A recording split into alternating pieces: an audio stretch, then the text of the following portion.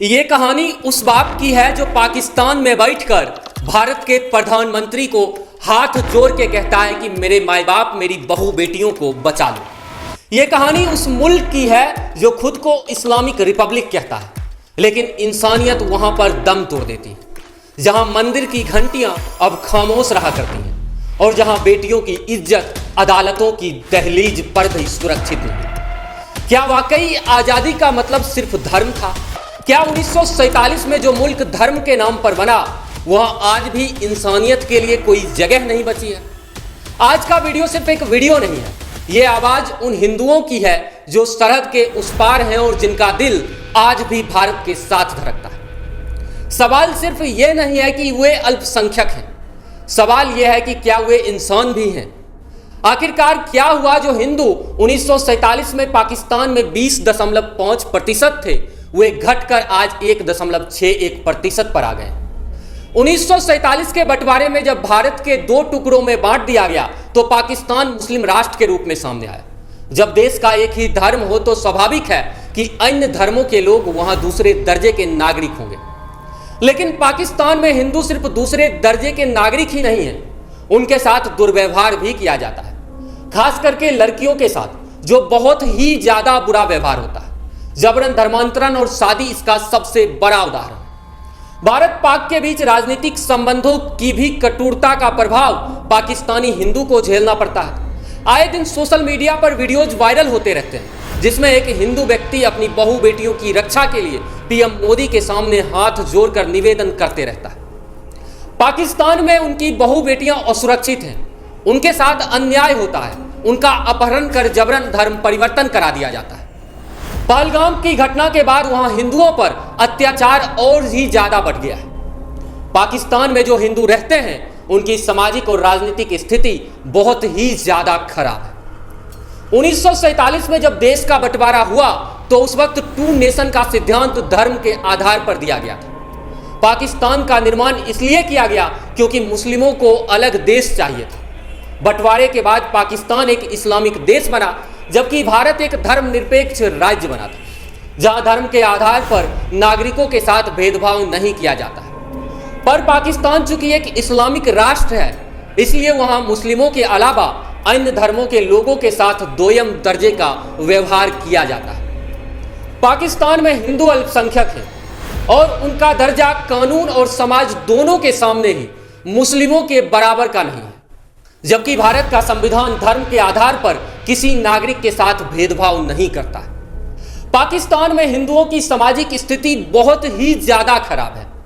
पाकिस्तान में बंटवारे के बाद जो हिंदू रह गए, आज के समय में उनकी जनसंख्या पाकिस्तान की कुल आबादी का मात्र 1.61% है, जो बंटवारे के वक्त 20.5% थे। हिंदू आबादी की संख्या में लगातार गिरावट की वजह जबरन धर्म परिवर्तन भी है।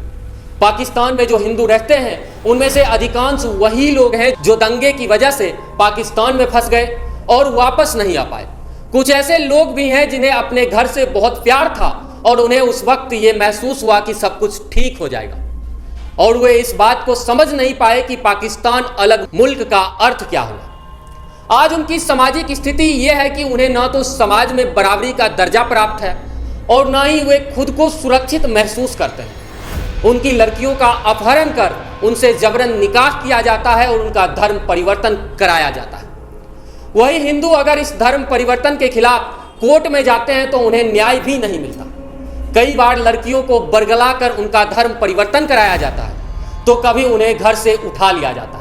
धार्मिक स्वतंत्रता पर अमेरिकी रिपोर्ट के अनुसार धार्मिक अल्पसंख्यकों पर अत्याचार करने वाले लोगों को पाकिस्तान में या तो सजा नहीं दी जाती या फिर सजा दी भी जाती है तो बहुत ही मामूली सी सजा होती। पाकिस्तान में हिंदू परिवार की बहू बेटियों पर वहां के दबंग नजरें गड़ाए बैठे रहते हैं। अमेरिकी रिपोर्ट में बताया गया है कि जबरन निकाह और जबरन धर्म परिवर्तन यहाँ आम बात है और इस तरह के मामलों में सजा भी न के बराबर होती है। संयुक्त राष्ट्र ने भी 2023 में पाकिस्तान में जबरन विवाह, धर्म परिवर्तन और अपहरण की घटना पर चिंता जताई थी और कहा था कि नाबालिगों के साथ गलत व्यवहार परेशान करने वाला है। इसके अलावा बीबीसी की रिपोर्ट के अनुसार हिंदू लड़कियों के जबरन धर्म परिवर्तन के मामले पाकिस्तान में बहुत ही अधिक हैं। लेकिन उसका कोई आधिकारिक आंकड़ा किसी भी संगठन के पास नहीं। गरीब परिवार की लड़कियां इस तरह के धर्म परिवर्तन की शिकार ज्यादातर होती हैं। कोर्ट में यह साबित कर दिया जाता है कि उन्होंने अपनी मर्जी से शादी की थी। और तो और पाकिस्तान में एक मानवाधिकार संगठन कहता है कि अगर शादी मर्जी से हुई तो फिर लड़कियों को आजीवन उसके परिवार से भी मिलने नहीं दिया जाता है। वहीं भारत के साथ राजनीतिक संबंधों की मार भी झेलनी पड़ती है पाकिस्तानी हिंदुओं को। पाकिस्तान में हिंदुओं की 90% आबादी सिंध प्रांत में रहती है। इसके अलावा बलूचिस्तान और पंजाब में भी कुछ हिंदू परिवार रहते हैं। यहाँ गौर करने वाली बात यह है कि हिंदू परिवार ज्यादातर गरीबी और निम्न स्तर का काम करते हैं। जब भी भारत और पाकिस्तान के बीच राजनीतिक संबंध बिगड़ते हैं तो इन हिंदुओं को उसकी मार झेलनी पड़ती है। इन्हें सामाजिक तौर पर अपमानित किया जाता है और इनके मंदिरों पर हमले किए जाते हैं। यहाँ हिंदुओं को राज्य विरोधी और इस्लाम विरोधी के रूप में देखा जाता है। 1971 के युद्ध के बाद इन पर जमकर अत्याचार हुआ था। अयोध्या में विध्वंस के बाद पाकिस्तान में 120 हिंदू मंदिरों को तोड़ दिया गया था। इसके अलावा पाकिस्तान के हिंदुओं को शिक्षा और नौकरी में भी भेदभाव का शिकार होना पड़ता है। यही वजह है कि वहाँ के प्रशासन, नौकरशाह और सैन्य सेवाओं में हिंदुओं की उपस्थिति न के बराबर है।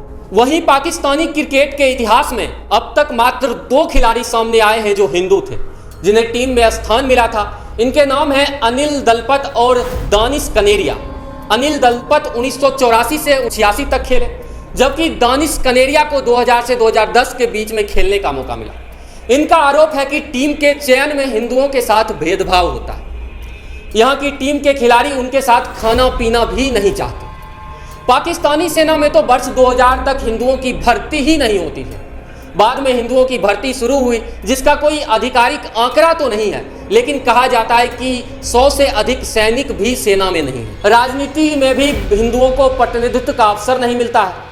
वोट देने का अधिकार तो हिंदुओं को है, लेकिन वे स्वतंत्र रूप से मतदान नहीं कर पाते। उन पर दबाव होता है। जब एक मुल्क में बेटियों को जबरदस्ती उठाया जाए, मंदिरों को तोड़ा जाए और इंसान को सिर्फ उसके धर्म की वजह से सजा दी जाए, तो वो मुल्क सिर्फ एक मुल्क ही नहीं रह जाता, वो इंसान पर एक धब्बा बन जाता है। पाकिस्तान के हिंदू आज भी भारत की तरफ उम्मीद की नज़र से देखते हैं। वो सोचते हैं कि शायद कोई आवाज़ उठेगी, शायद कोई दरवाज़ा खुलेगा। पर क्या हम उनकी आवाज़ सुन पा रहे हैं, या हम भी उस खामोशी का हिस्सा बन गए हैं जो इंसाफ को मार देती है? ये वीडियो सिर्फ एक वीडियो नहीं थी, ये एक जिम्मेदारी थी हम सब की। अब सवाल पाकिस्तान से नहीं, सवाल खुद से करिए कि क्या हम दूसरों के लिए भी आवाज़ उठा सकते हैं। बाकी क्या कुछ कहेंगे आप पाकिस्तान के हिंदुओं को लेकर, कमेंट बॉक्स में बताइएगा, और उनकी स्थिति को लेकर ये भी हमें कमेंट बॉक्स में बताइएगा। फिलहाल इस वीडियो में इतना ही। हमारे साथ बने रहने के लिए आप लोगों का बहुत बहुत धन्यवाद।